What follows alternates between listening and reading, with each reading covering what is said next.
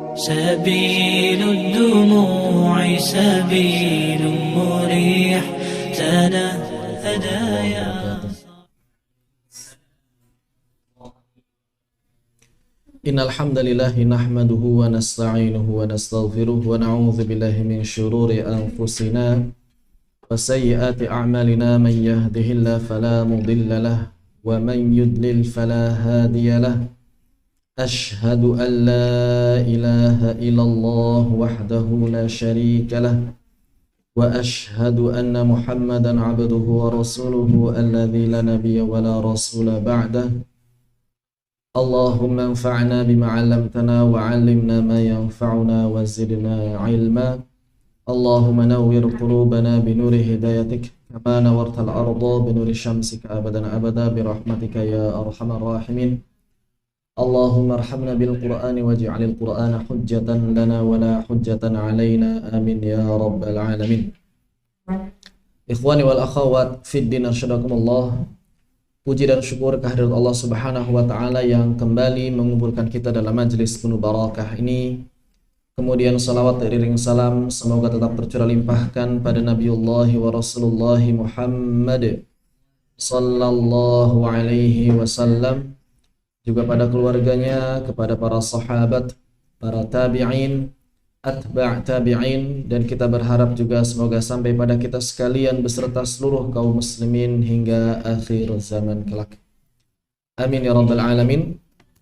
Dan dalam kesempatan kali ini kita memasuki atau masih memasuki bab yang ke-7 di fasal berkaitan dengan menafsirkan Al-Quran.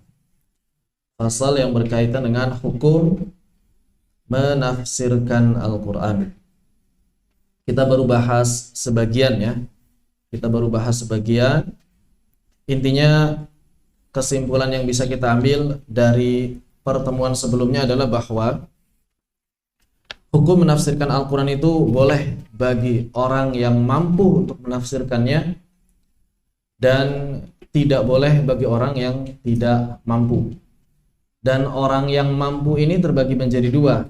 Ada memang mereka yang memiliki alat untuk menafsirkan, mampu menjangkau ayat-ayat Al-Quran dengan alat yang mereka miliki tersebut. Dan ada juga mereka yang walaupun sudah memiliki alat, ternyata tidak sanggup menjangkau ayat-ayat tersebut kecuali dengan menukil. Maka orang yang seperti ini hanya bisa menukil riwayah. Walaupun dia punya alat, tapi kalau ayat-ayatnya ini sumber tafsirannya hanya riwayah, maka mereka harus kembali kepada riwayah. Adapun orang yang tidak punya alat sama sekali, maka mereka haram untuk menafsirkan Al-Quran. Dan mereka hanya boleh menukil para ahli tafsir. Seperti itu. Kemudian Al-Imam An-Nawawi rahimahullahu ta'ala, nafa'anallahu bi'ulumihi wa bi'ulumikum wa bi'ulumis sa'irin as-sarina fid dharain, melanjutkan perkataannya sampai bagian yang ini ya. Tsummal mufassiruna bi ra'yihim, dan adapun orang-orang yang menafsirkan Al-Qur'an dengan ra'yu mereka, tsumma kemudian al-mufassiruna, orang-orang yang menafsirkan Al-Qur'an dengan ra'yihim, pemikiran pribadi mereka. Ra'yun artinya pemikiran, pendapat pribadi, itu namanya ra'yun. Sebagian orang juga menerjemahkannya logika ya, ini namanya ra'y. Min ghairi dalilin sahihin, mereka hanya menafsirkan Al-Quran mengandalkan ra'yu tanpa dalil yang sahih, jadi benar-benar mengandalkan logika pemikiran mereka pribadi. Maka golongan seperti ini bermacam-macam, aqsam, terdiri dari berapa kism. Ada beberapa jenis, ada banyak jenisnya.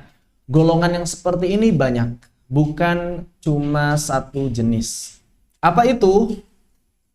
Yang pertama, minhum, diantaranya yang pertama adalah mereka yang mereka yang siapa atau siapapun yahtaju biayatin, mereka yang menjadikan hujjah atau berdalil atau berargumentasi, berihtijaj, menjadikan ayatin ala tashihi madhabihi, menjadikan ayat-ayat yang dikemukakannya itu sebagai hujjah untuk membenarkan madhabnya semata.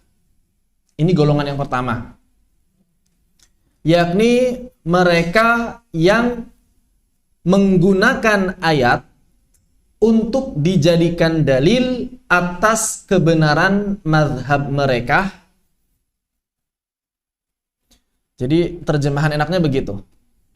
Siapa saja yang menjadikan sebuah ayat sebagai dalil atau sebagai hujjah, sebagai argumentasi ala tashihi madhabi, untuk membenarkan madhabnya, wa taqwiyati khatirihi, dan menguatkan khatirnya. Khatir kalau dalam bahasa Indonesia khawatir. Khawatir itu perasaan cemas. Ini dalam bahasa Indonesia. Kalau dalam bahasa Arab, khawatir jamak dari khatir. Apa khatir? Khatir itu artinya lintasan-lintasan pikiran. Maksudnya pemikiran, fikrah. Jadi menguatkan pemikirannya. Lafadznya sama, khawatir, tapi maknanya berbeda. Jadi ada ternyata golongan yang mereka ini menjadikan sebuah ayat untuk apa? Untuk menjadikan atau untuk membenarkan madhabnya. Jadi mereka bermadhab. Terus nggak tahu dalil madhabnya itu apa, tapi dicari-cari dulu. Ini kayaknya pas nih saya madhab saya. Akhirnya digunakan ayat itu, padahal itu hanya menurut pemikirannya saja. Ro'yunya saja. Ditafsirkan sesuai dengan apa yang dia anut.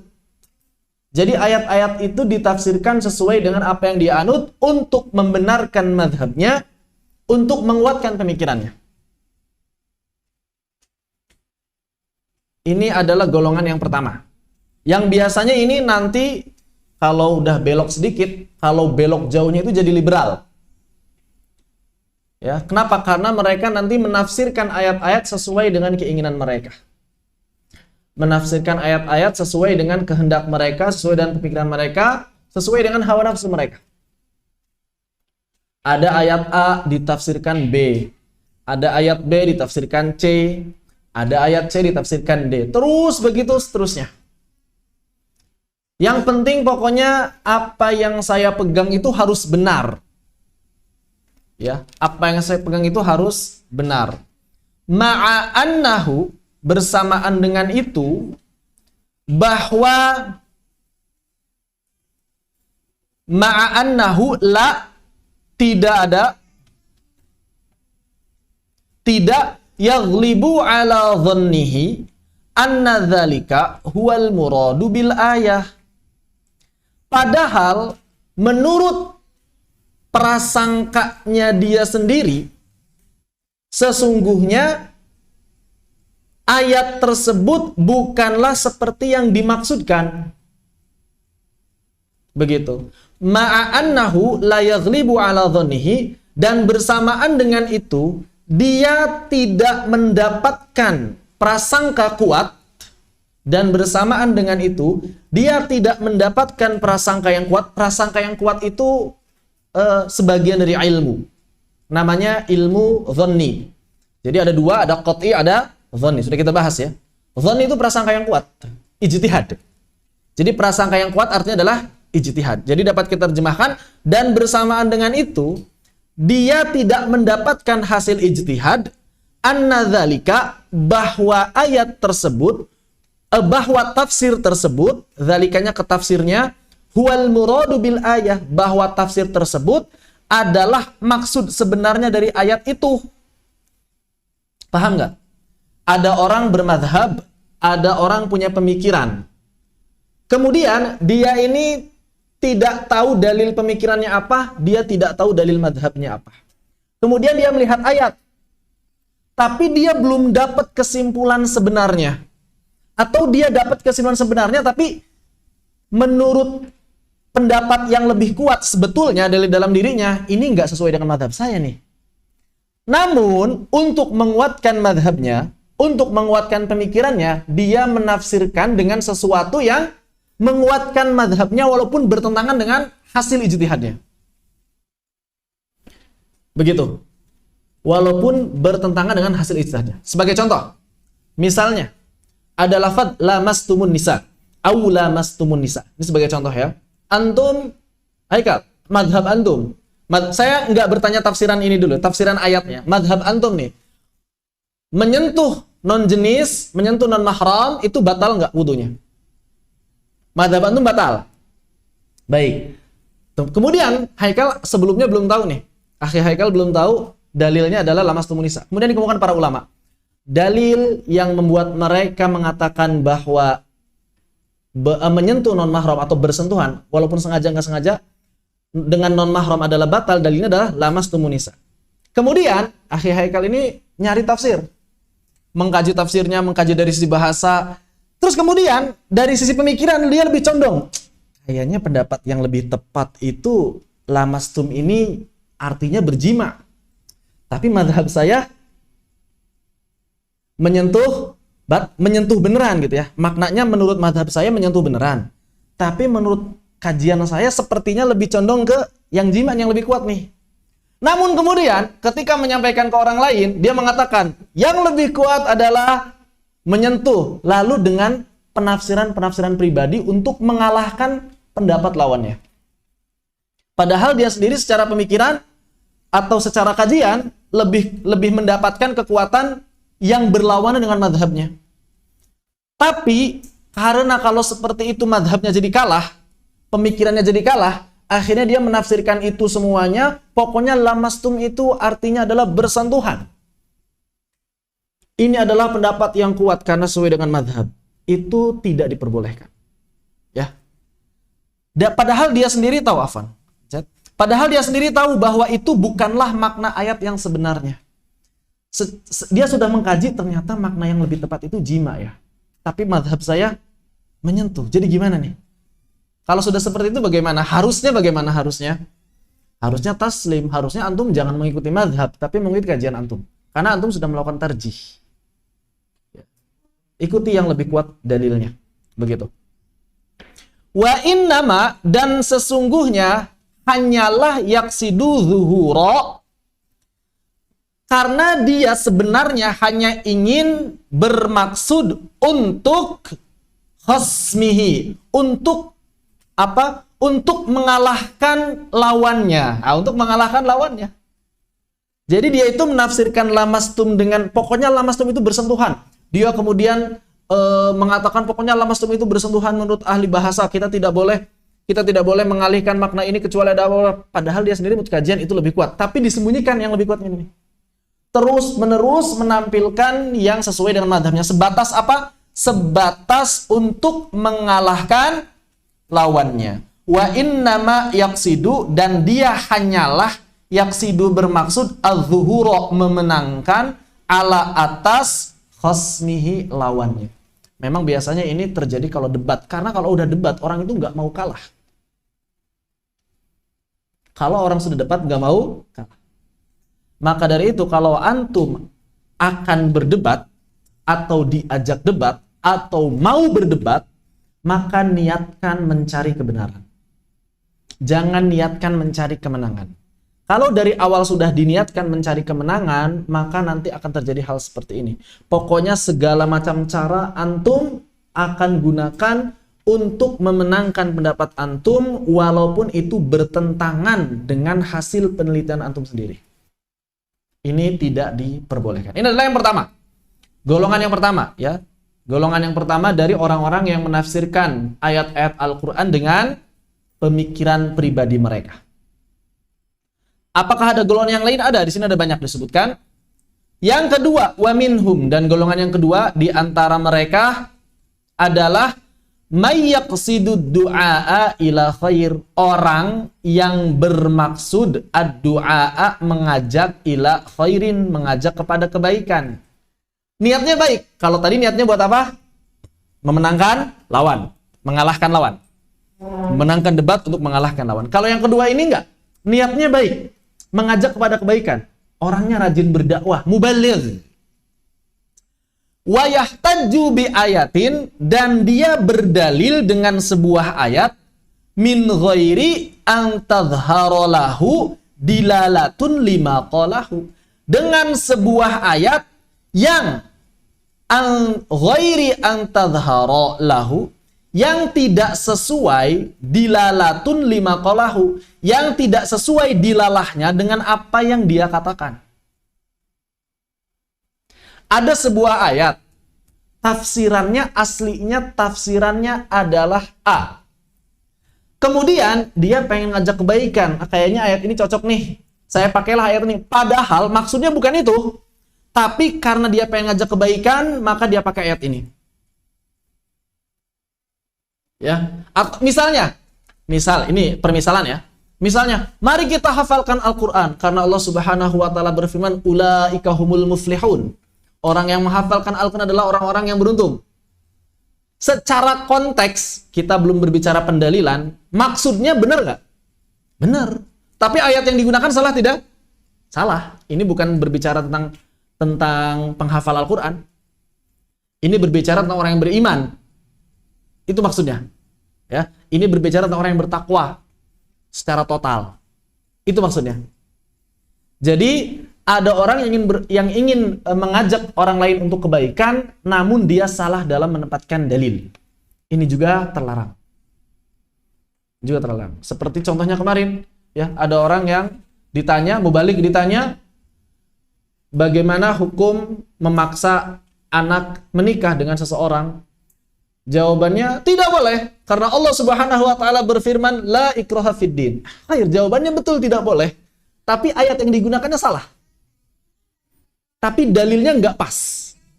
Ya. Begitu. Jadi tidak boleh asal main comot dalil. Atau seperti motivator yang kemarin dicontohkan. Kalau Anda ingin berubah, kalau Anda ingin hidup lebih baik, kalau Anda ingin kaya, kalau Anda ingin sukses, maka ubahlah diri Anda sejak dini. Karena Allah Subhanahu wa taala berfirman, "Innallaha la yughayyiru ma biqaumin hatta yughayyiru ma bi anfusihim." Ini lafadznya oke, betul. Secara ajakannya oke lah, kita harus berubah, kita harus menjadi lebih baik. Tapi ayat yang digunakannya keliru. Karena ayat ini bukan itu maksudnya. Melainkan berkaitan dengan Allah tidak akan mencabut kenikmatan, tidak akan memberikan bencana kepada sebuah kaum kecuali bencana itu datang dari kaum itu sendiri. Itu maksudnya. Ini yang kedua, ya. Ini yang kedua. Wa minhum, ada lagi golongan yang ketiga. May yufassiru alfadhahul arabiyyah min ghairi wuqufin ala ma'aniha 'inda ahliha. Ada golongan yang ketiga, orang yang menafsirkan lafaz-lafaz Al-Quran ini dengan bahasa Arab. Jadi dia udah punya modal bahasa Arab nih. Tapi min ghairi wuqufin ala ma'aniha 'inda ahliha. Tapi dia ini tidak merujuk, lah wukuf di sini merujuk ala ma'aniha, atas makna-maknanya, 'inda ahliha, kepada ahlinya. Jadi dia ini berdasarkan pengetahuan bahasa Arab yang dia ketahui saja. Orang yang menafsirkan lafaz-lafaz Al-Quran dengan bahasa Arab akan tetapi tanpa merujuk standar orang-orang yang ahli. Tanpa merujuk atau tanpa memahami dengan baik makna-maknanya yang benar menurut para ahli bahasa. Wahia mimma la yu'khadhu bis-sama. Dan bahasa tersebut mimma la yu'khadhu illa bis-sama'i min ahli al-arabiyyah wa ahli tafsir. Padahal yang namanya makna bahasa, itu tidak bisa kita ambil, tidak bisa kita dapatkan kecuali bis-sama', kecuali dengan mendengar, dengan menyimak min ahlil arabiyah, dari para ahli bahasa Arab. Jadi kalau kita ingin benar-benar memahami makna dari sebuah lafaz bahasa Arab, maka kita mesti mendengar langsung dari ahli bahasa Arab wa ahli tafsir, dan juga para ahli tafsir. Contohnya apa? Kabayani ma'nal lafzati wa i'rabiha. Seperti apa? Seperti penjelasan makna dari sebuah lafaz yang orang-orang Arab sendiri masih berbeda pendapat, dan i'rabnya. Jadi ini dibacanya apa nih? Dhammah, kasroh, fathah. Maka yang seperti ini tidak bisa kita dapatkan kecuali mendengar langsung dari ahli bahasa Arab atau ahli tafsir. Wa ma fiha minal hadfi wal ikhtisari wal idmar. Juga termasuk apa-apa yang terdapat di dalamnya berupa al-hadf. Apa hadf? Hadf itu artinya adalah pembuangan huruf atau lafaz. Kan dalam Al-Qur'an ada ya, hadf alif, hadf ya. Ya kan? Tidak ada rosemnya, wal ikhtisar atau peringkasan. Jadi diringkas penulisannya seperti lafaz nunji, ini kan hadf. Kemudian malik, tidak ada alifnya, diringkas. Dan juga lafaz-lafaz lain, atau secara kalimat tidak ada kata. Seperti ayat pertama surat Al-Kahf. Seperti ayat pertama surat Al-Kahf ke ayat kedua. Ya. Di ujungnya apa? Ada lafaz aywaja. Lam yaj'al lahu aywaja. Kemudian langsung qayyima. Ini ternyata para ulama berbeda pendapat mengenai tafsirnya. Kalau Kemenak, saya coba lihat tafsir Kemenak ya. Kemenak menafsirkannya apa? Atau menerjemahkannya apa? Ada yang punya terjemahan Kemenak?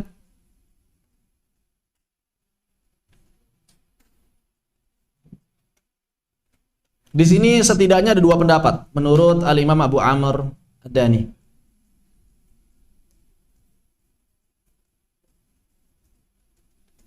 Ayat keduanya ada yang di dalam kurungnya nggak yang Kemenak? Ada nggak? Ayat keduanya menerjemahkan ayat keduanya ada yang di dalam kurungnya nggak? Nggak ada. Apa? Ayat kedua sebelum menerjemahkan dengan lurus atau langsung dengan lurus?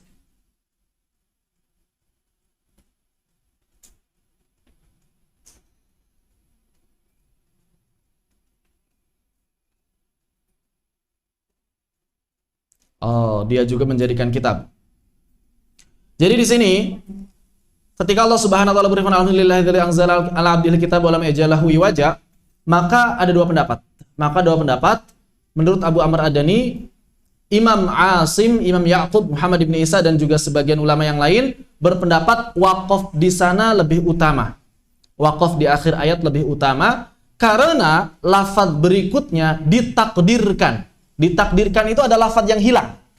Apa lafaz yang hilangnya? Walakin anzalnahu. Ada enggak kalimat walakin anzalnahu? Enggak ada. Tapi karena kata para ahli tafsir, jadi kalimatnya walam yaj'al lahu iwaja titik walakin anzalnahu qayyimah. Begitu tafsirannya. Akan tetapi Allah Subhanahu wa taala menurunkan Al-Qur'an ini dengan lurus. Kalau di terjemah Depak kayak gimana? Ayat kedua terjemahannya.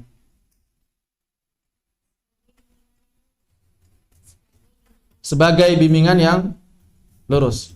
Allah Subhanahu wa taala mengatakan bahwa Al-Qur'an itu lurus, yang berarti tidak cenderung untuk berlebihan. Sama. Agak mirip ya, agak mirip. Cuma memang agak beda ditakdirkan, itu kan sebagai bimbingan yang lurus. Kalau menurut Imam Asim dan juga menurut ulama yang lain itu walakin anzalnahu qayyimah. Ini kan enggak ada lafadznya. Tapi ternyata kita harus memasukkan kalimat tersebut agar bisa memahami ayat ini dengan baik. Ya. Enggak bisa kita menerjemahkannya walam yaj'al lahu iwajan qayyima tanpa ada yang ditakdirkan. Dan Allah tidak menjadikan Al-Qur'an ini bengkok dengan lurus. Kan enggak mungkin. Ya kan? Kalau kita terjemahkan secara letterlek tanpa memahami hadaf, ikhtisar, ma'ani, bayan dan sebagainya, ini akan kesulitan. Wal idmar, dan juga makna-makna yang tersembunyi. Dan juga makna-makna yang tersembunyi. Ini harus kita ketahui sebelum menafsirkan ayat Al-Quran. Wal haqiqah wal majaz. Juga kita harus mengetahui mana kata-kata yang hakikat, mana kata-kata yang memang itu majaz. Ya kita paham ya apa itu majaz ya. Kalau dalam bahasa Indonesia ada yang namanya metafor, ada yang namanya personifikasi, ada yang namanya peorasi, ada yang namanya pars pro toto, ada yang namanya totem pro part, dan lain sebagainya. Tahu nggak? Dalam Al-Quran pun ada majaz-majaz seperti itu. Dalam Al-Quran pun ada majaz-majaz seperti itu. Dan ini kita harus paham mana yang majaz, mana yang hakikat. Jangan sampai kita salah menerjemahkannya. Jangan sampai kita salah menerjemahkannya. Ya, ini majaz atau hakikat nih? Karena kalau majaz itu bukan makna sebenarnya. Ya. Seperti misalnya bulan bersembunyi di balik awan. Ini kan majaz.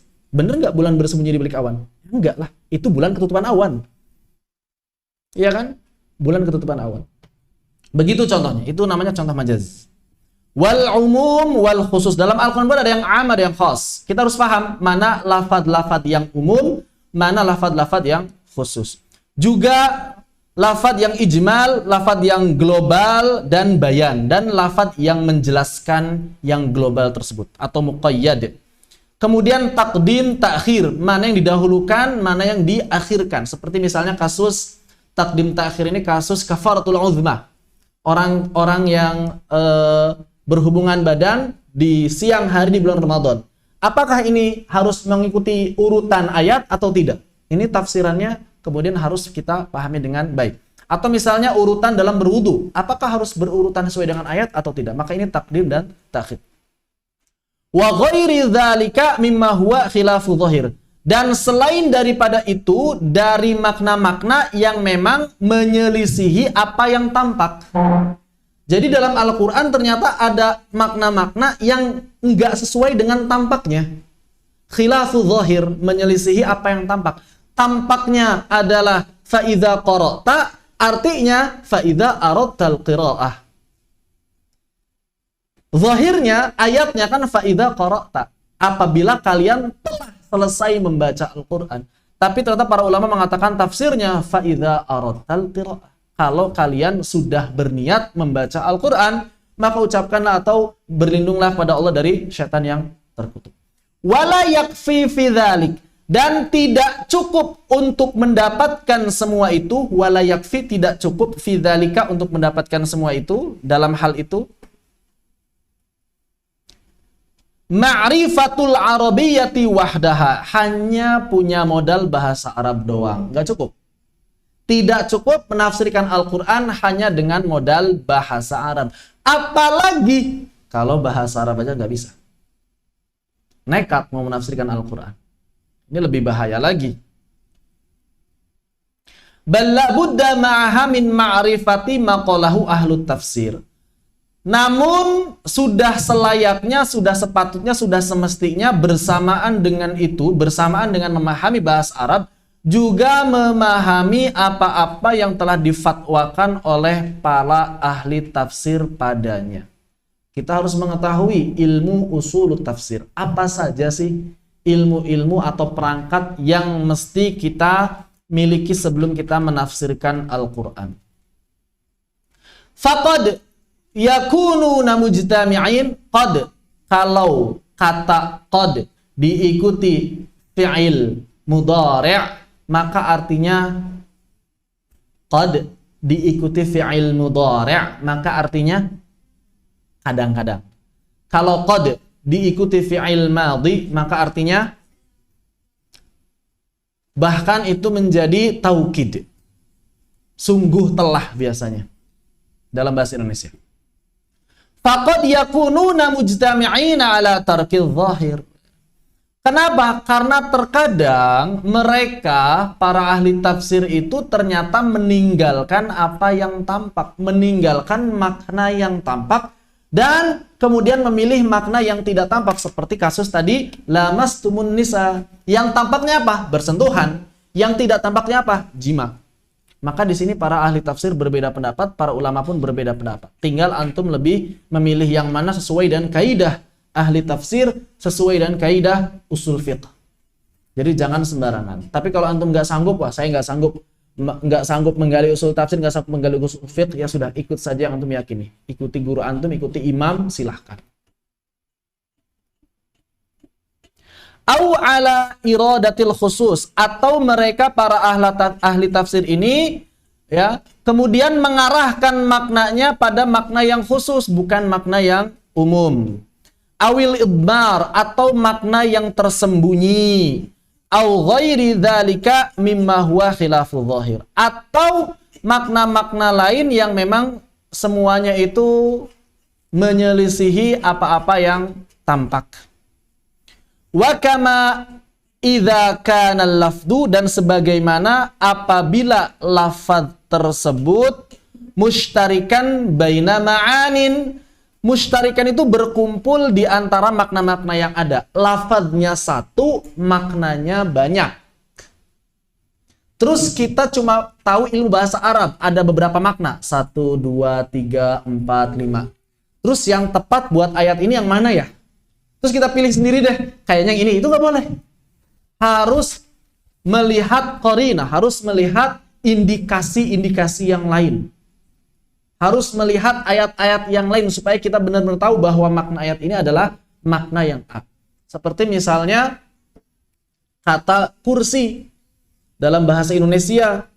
Kata kursi bisa bermakna kursi tempat duduk, bisa bermakna kursi kekuasaan. Saya melihat seorang presiden duduk di kursi. Kursi apa? Kursi kekuasaan atau kursi, beneran kursi. Begitu. Ya. Karena ada dua makna ini.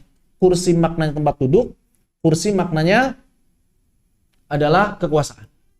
Mereka sedang berebut kursi. Kursi apa nih? Kita harus tahu. Ya. Fa'ulima fi maudi'in, dan kemudian diketahui pada sebuah tempat annal murada ihdal ma'ani, dan diketahui pada satu bagian bahwa maksud dari ayat tersebut hanya satu makna saja. Jadi ada kata lafadznya satu, katanya cuma satu, maknanya banyak. Dan kita tahu ini maknanya cuma satu, nggak mungkin semuanya, tidak mungkin semuanya dimasukkan ke dalam makna tersebut. Kemudian summa fussira kullu ma ja'a bihi. Kemudian dia ini malah menafsirkan dengan apa-apa atau dengan seluruh makna yang datang dengannya. Padahal maknanya pengennya satu pada kata itu, tapi dia malah menafsirkan dengan seluruhnya. Ini juga tidak boleh.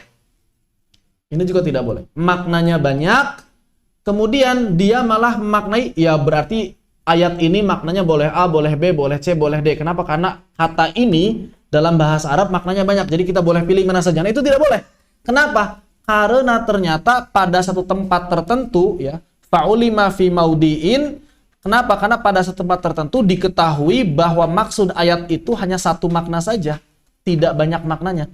Jadi tidak boleh kita menempatkan sebuah lafaz dengan seluruh maknanya kalau memang di sana hanya apa? Hanya pantas untuk ditafsirkan dengan satu makna saja. Begitu. Kemudian Al-Imam An-Nawawi memberikan kesimpulan, fahadha kulluhu tafsirun birra'yi. Maka yang dari tadi pertama disebutkan sampai yang terakhir tadi disebutkan itu semuanya adalah tafsir birra'yi. Semuanya adalah tafsir dengan pendapat pribadi. Ya, dengan pemikiran pribadi. Apa hukumnya? Wa huwa haramun wallahu ta'ala. Semuanya haram. Mau yang pertama dia yang menafsirkan untuk menguatkan mazhabnya, mau yang kedua dia menafsirkan untuk berdakwah tapi salah ayat, mau mereka yang menafsirkan bahasa Arab tapi nggak merujuk kepada ahli bahasa Arab, mau mereka yang tidak memperhatikan majaz, mau mereka yang pokoknya semuanya itu adalah sesuatu yang diharamkan. Wallahu ta'ala a'lam. Baik, sampai di sini. Apakah ada yang ingin ditanyakan? Dipersilakan.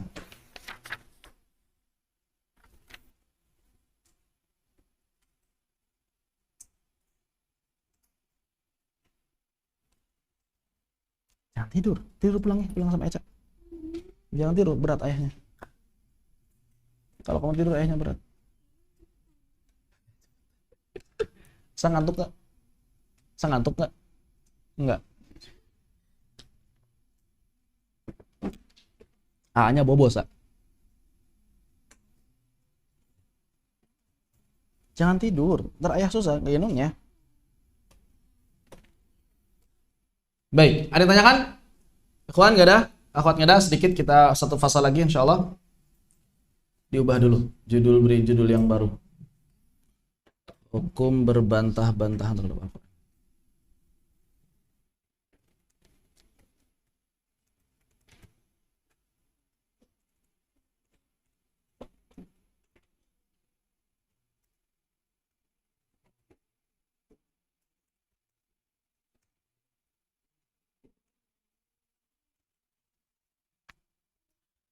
Baik, kita masuk ke fasal yang berikutnya. Hukum berbantah-bantahan atau berdebat terhadap sebuah ayat Al-Quran. Di sini dikasih judul oleh penerbit, fi hurmatil mira, hukum haramnya al-mira wal jidal fil Quran. Haramnya mira dan jidal. Mira sama jidal itu kalau di Indonesia diterjemahkannya adalah berdebat. Ya mirip. Miro berbantah-bantahan, jidal itu debat kusir. Sama aja kan? Al-Imam An-Nawawi rahimahullahu ta'ala langsung memulai perkataannya dengan mengatakan yahrumu al-mira'u fil Qur'ani. Itu cara baca yang gak tepat sebetulnya. Yahrumu al-mira'u fil Qur'an. Cara baca yang gak tepat. Yang tepat adalah yahrumul mira'u fil Qur'ani atau fil Qur'ani. Orang Quraisy, fil Qur'an. Yahrumul mira'u fil Qur'ani wal jidalu fihi bighairi haqqin. Diharamkan al-mira' berbantah-bantahan fil Qur'ani pada Al-Qur'an wal jidalu fihi dan berdebat tentangnya, berdebat padanya bighairi haqqin tanpa hak. Berarti kalau ada hak boleh. Seperti misalnya Syekh Dr. Zakir Naik yang misalnya beliau mendebat mereka yang menolak Al-Quran. Maka diperbolehkan membawa ayat-ayat Al-Quran untuk mendebat mereka. Untuk menjawab syubhat-syubhat. Untuk menjawab pertanyaan-pertanyaan yang dikemukakan oleh orang-orang kafir. Maka diperbolehkan. Kenapa? Karena zuhurul haqqa. Untuk mengzahirkan kebenaran. Ya termasuk kalau antum mendebat orang-orang sesat. Ahmadiyah, Syiah. Kemudian Ingkarus Sunnah. Kemudian LDI. Orang-orang sesat yang sudah difatwakan sesat oleh MUI, mereka sudah difatwakan sesat oleh MUI, maka antum boleh berdebat dengan mereka dengan debat yang haqqa. Tapi dengan syarat antum harus yakin menang.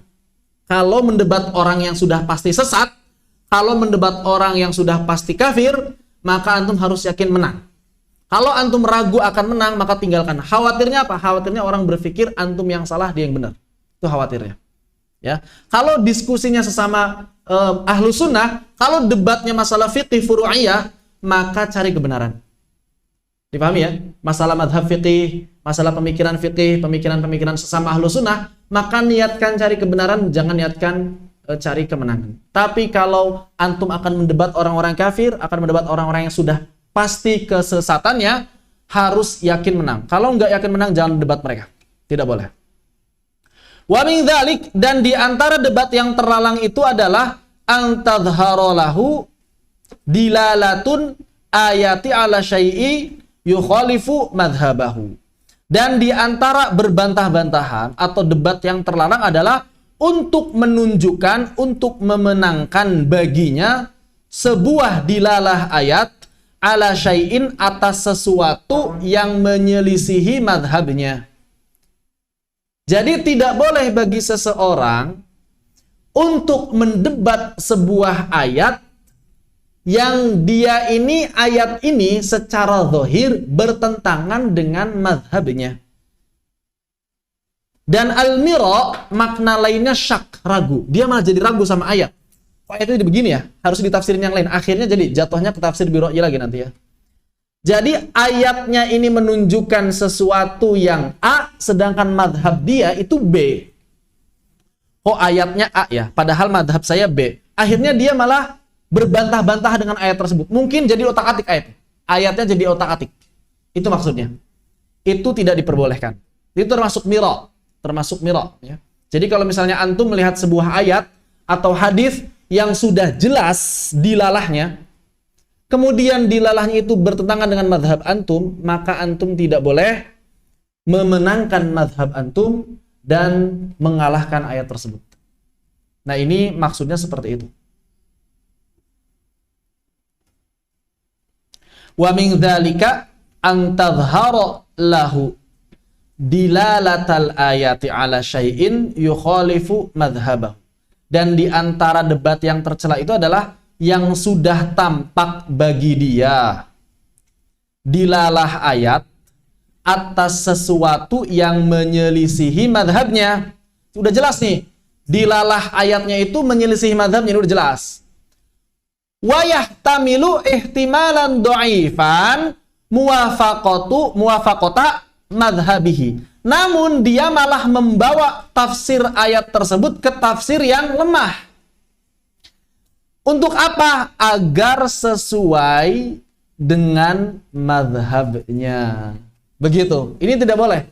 Ya, ada sebuah ayat yang tafsirnya ini jelas-jelas bertentangan dengan madhabnya. Tapi kemudian dia ngambil sesuatu yang mungkin, ya bisa jadi kan maknanya yang ini sekadar untuk memenangkan madhabnya saja. Seperti misalnya ayat jilbab.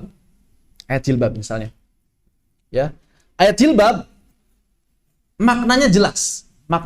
Atau yang jelas ya. Kalau jilbab nanti harus banyak ayat. Yang maknanya jelas apa? Ada ayat yang maknanya ini sudah sangat jelas. Contohnya apa? Dilalahnya jelas. Dilalahnya itu jelas.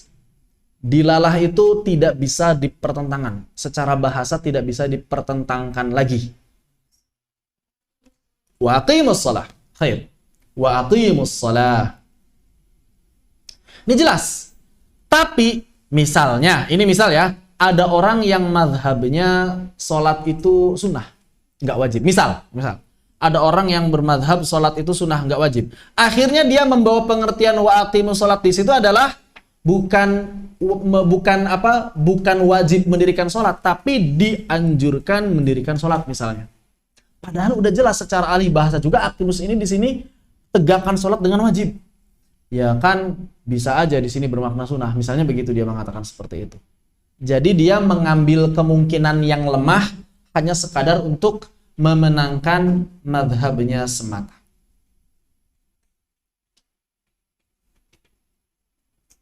Atau misal dalam sebuah hadis. Dalam sebuah hadis, la salata, tidak ada salat liman lam yaqra bi Fatihatil Kitab. Tidak ada salat bagi orang yang enggak baca Al-Fatihah. Maknanya apa? Maknanya, kalau antum sholat nggak baca Al-Fatihah, berarti nggak sah. Baik. Ada kemungkinan lain nggak dari ayat ini atau dari hadis ini? Ada. Apa kemungkinan lainnya? Kemungkinan yang lainnya adalah tidak sempurna. Tidak sempurna sholat.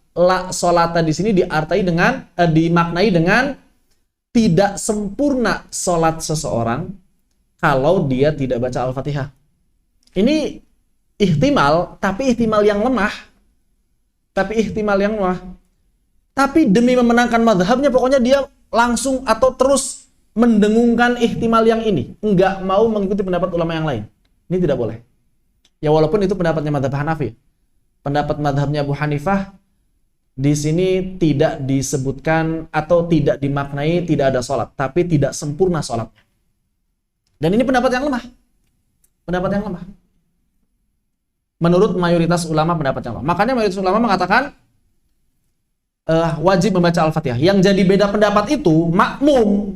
Mereka wajib baca Al-Fatihah atau tidak. Itu yang jadi beda pendapat di kalangan para ulama.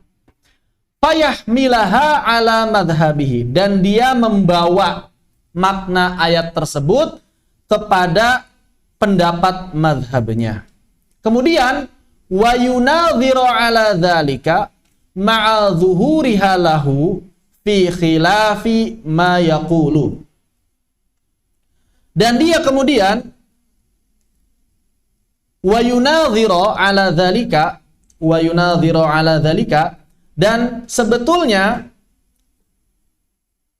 dia ini secara tampaknya fi khilafi ma yaqulu lahu, padahal sudah jelas tampaknya padahal wa yunadhiru ala dzalika ma'a zuhuriha, padahal dia ini sudah tahu bahwa tampaknya itu bertentangan dengan apa yang dia katakan. Padahal dia sudah tahu bahwa maknanya itu bertentangan dengan apa yang dia katakan. Maksudnya yang dia katakan untuk memilih madhabnya. Dan dia tetap wa yunadhiru ala dzalik, dan dia tetap berpegangan pada pendapat itu ma'a zuhuriha lahu, padahal telah jelas baginya fi khilafi ma yaqulu, bahwa makna sebenarnya bertentangan dengan apa yang dia katakan. Atau yunadhir di sini bisa dimaknai juga berdebat ya. Berdebat atasnya. Mendebat atas. Jadi begini, ada sebuah ayat yang dia ini maknanya lebih kuat A, tapi bisa jadi maknanya B. Hanya bisa jadi maknanya B ini kemungkinannya lemah. Dia sudah tahu yang lebih tepat itu adalah A, karena lebih jelas maknanya. Tapi karena mazhabnya B, dia tetap memilih B, bahkan mendebat orang-orang yang mengatakan A. Itu maksudnya. Ya. Wa amma man la yadhharu lahu dzalik fahuwa ma'dzur. Akan tetapi kalau memang dia nggak tahu mana makna yang sebenarnya dan dia milih makna itu, fahuwa ma'dzur, maka dia dimaafkan. Jadi ada dua keadaan nih orang yang milih makna lemah. Orang yang pertama adalah milih makna lemah padahal dia tahu makna yang kuat. Yang kedua, dia milih makna lemah karena nggak tahu makna yang lebih kuat yang mana. Yang pertama haram, yang kedua dimaafkan.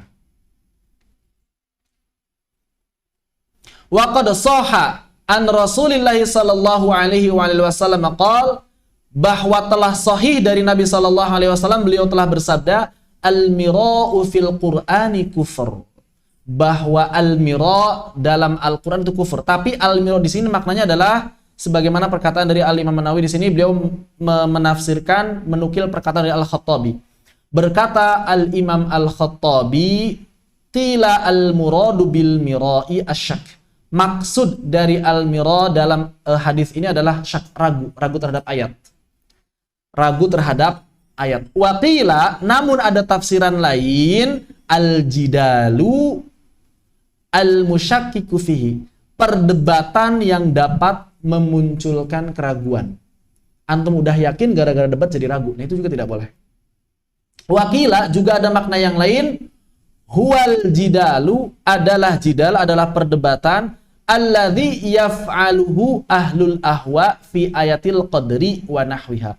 Yakni perdebatan yang dilakukan oleh orang-orang pengikut hawa nafsu dalam ayat-ayat takdir dan sejenisnya. Inilah yang menyebabkan kekufuran. Jadi begini maksudnya, perdebatan itu haram, dilarang, bi ghairi haqq, kalau tanpa hak. Kemudian ada hadis al-mira'u fil Qur'ani kufur, bahwa al-mira' dalam Al-Qur'an itu kufur. Maksud al-mira' yang dapat menyebabkan kufur yang mana? Maka ada 3 kemungkinan. Kemungkinan pertama adalah maksudnya ragu terhadap ayat, itu yang dapat menyebabkan kufur, ini para ulama sepakat. Yang kedua adalah perdebatan yang dapat menyebabkan keraguan, ini adalah yang kedua. Dan yang ketiga adalah perdebatannya orang-orang pengikut hawa nafsu dalam masalah takdir. Jadi ini pernah terjadi di zaman Nabi. Ada orang yang berdebat masalah takdir, ada orang yang bertanya-tanya masalah neraka dan lain sebagainya di zaman Umar radhiyallahu an. Ya, namanya ini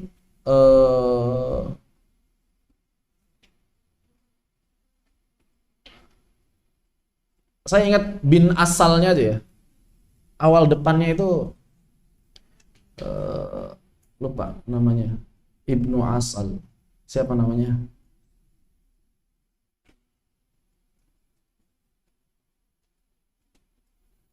Apa namanya? Allahumma shalli alaihi wasallam. Sobir, Tobir, Tobir. Sobik, betul. Sobik bin Asal. Sobik bin Asal. Sobik bin Asal ini pernah berdebat masalah ayat takdir dan juga bertanya ayat-ayat Al-Quran yang dia ini menyebarkan keraguan kepada orang-orang muslimin di saat itu. Maka Umar bin Khattab enggak mendebatnya. Jadi dia ngajak debat, ayo debat saya punya banyak pertanyaan terhadap Al-Quran.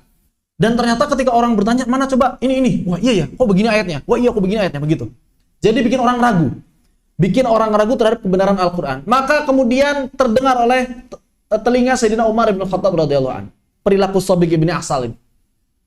Kemudian apa yang dilakukan Sayyidina Umar? Nantang dia debat? Enggak. Apa yang dilakukan? Dipanggil. Ya Sobik, ente yang ngajak debat orang-orang di pasar, iya, menyebabkan keraguan. Saya enggak menyebarkan keraguan. Saya hanya menyampaikan apa yang ada di ayat Al-Quran dan ini isinya banyak bertentangan, kata dia. Oh begitu. Terus kata Sobik, apa jawaban Anda? Kata Sobik ya, nantang Umar. Apa jawaban Anda terhadap pertanyaan-pertanyaan saya? Apa kata Umar bin Khattab? Di kepalamu banyak syubhat, banyak pertanyaan yang aneh-aneh. Ya terus apa jawabannya? Kata Sobik, tunggu sebentar. Umar bin Khattab ke belakang. Sayyidina Umar bin Khattab ke belakang. Ngapain?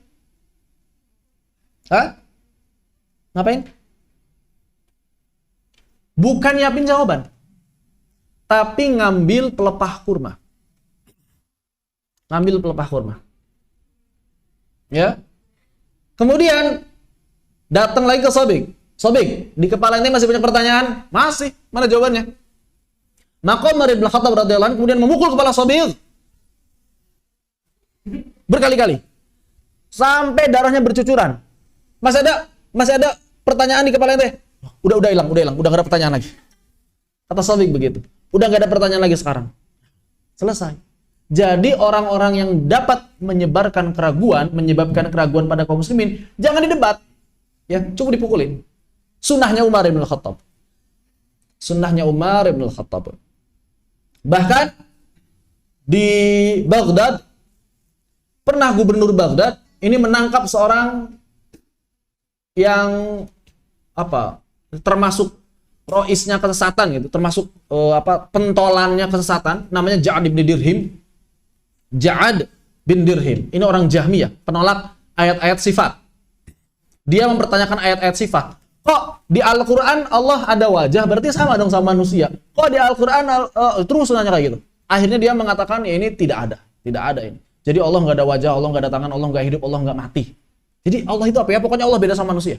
Itu ayat-ayat yang banyak ini tolak semuanya sama dia. Ini Ja'ad bin Dirhim, Jahmiyah ekstrim. Kemudian apa yang dilakukan oleh khalifah ketika ada orang-orang seperti ini? Maka dia ditangkap. Ja'ad bin Dirhim ditangkap. Sebagian ulama mempermasalahkan sanadnya ya, tapi ini banyak di kitab-kitab akidah. Si Ja'ad bin Dirhim ini ditangkap, kemudian dieksekusi tepat setelah salat Idul Adha. Setelah salat Idul Adha dipanggil Ja'ad. Dibawakan Ja'ad ke sini. Selesai khutbah, gubernur Baghdad ini kemudian berkata kepada manusia, "Ya ayuhal muslimun, menyembelihlah, karena sesungguhnya saya hari ini akan menyembelih Ja'ad." Disembelih langsung di depan kaum muslimin. Orang sesat. Jadi hukuman orang-orang sesat yang dapat menyebabkan kaum muslimin menjadi murtad itu enggak sederhana dalam Islam. Ya begitu hukumannya. Kalau misalnya di kepalanya masih belum sadar dengan pelepah kurma, ya berarti disembelih di hari Idul Adha. Begitu. Bukannya dipiara.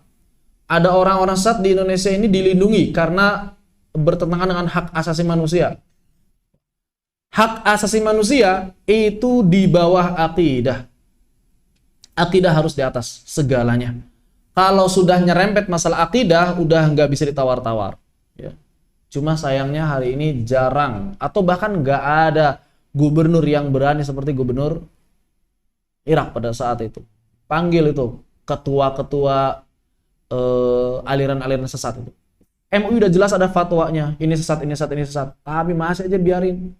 Ya, LDI ini kan fatwanya udah lama, dari dia namanya Islam Jamaah, Lemkari, sekarang jadi LDI, tapi masih banyak, bahkan resmi terdaftar di Kemenak, pesantren-pesantrennya.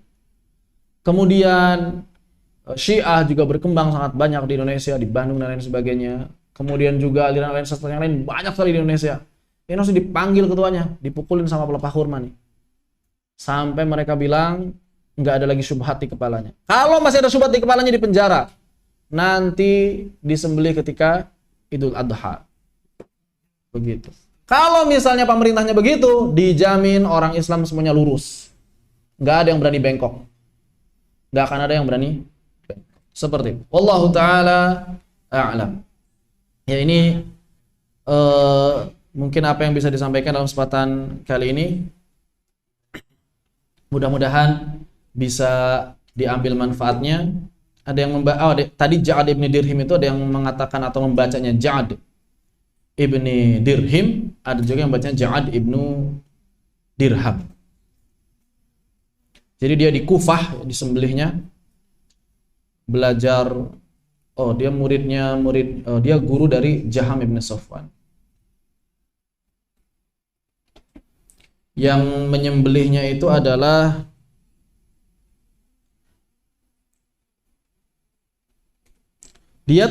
berarti tadi keliru, bukan di bukan di Irak ya, tapi di Damsyik, berarti di Suriah. Gubernur Damsyik pada saat itu adalah Khalid ibni Abdullah. Betul. Jadi dia ditangkap oleh Gubernur Damsyik. Kemudian setelah itu diserahkan kepada Gubernur Kufah. Betul, di Kufah berarti terjadi penyembelihannya. Namanya Khalid ibni Abdullah al-Qasri, waliyan alal Kufah, gubernur di Kufah. Ya. Kemudian ditangkap ini si Ibnu Dirhim tadi. Wa fi awwali yaumin ayyami Idul Adha min dzalikal 'am qala Khalid wa huwa yakhutubu khutbatal 'id. Dia berkhutbah di khutbah Id, ayuhan nas dahu taqabbalallahu dhahayakum. Hai manusia, berkurbanlah kalian, semoga Allah Subhanahu wa taala menerima kurban kalian. Fa inni mudahin bil Ja'ad ibn Dirhim. Adapun aku akan menjadi penyembelihnya Ja'ad ibn Dirhim. Kenapa? Karena dia sesungguhnya za'ama anallaha lam yattakhidhu Ibrahim khalila wa lam yukallim Musa taklima. Karena dia tidak meyakini bahwa Nabi Ibrahim adalah kekasihnya Allah, dan dia juga tidak meyakini bahwa Allah benar-benar berbicara dengan Nabi Musa. Kenapa? Karena dia mengatakan seperti ini. Kalau Nabi Ibrahim itu kekasih Allah, berarti Allah punya kekasih. Kalau Allah punya kekasih, berarti Allah sama dengan manusia, dan dia mikirnya begitu. Kalau memang Allah ini berbicara dengan Nabi Musa, maka berarti Allah sama dengan manusia. Dia mikirnya begitu. Ini adalah kesesatan-kesesatan nih. Mendebat orang awalnya dari tashkik, keraguan. Dan membuat orang-orang awam, oh iya juga kan? Begitu, orang-orang awam kan? Oh iya juga. Akhirnya dia nolak ayat-ayat itu, dan itulah yang membuat si Ja'ad ini disembelih oleh Khalid ibni Abdullah. Wallahu ta'ala a'lam. Ada yang tanyakan sampai di sini, dipersilakan. Bismillah.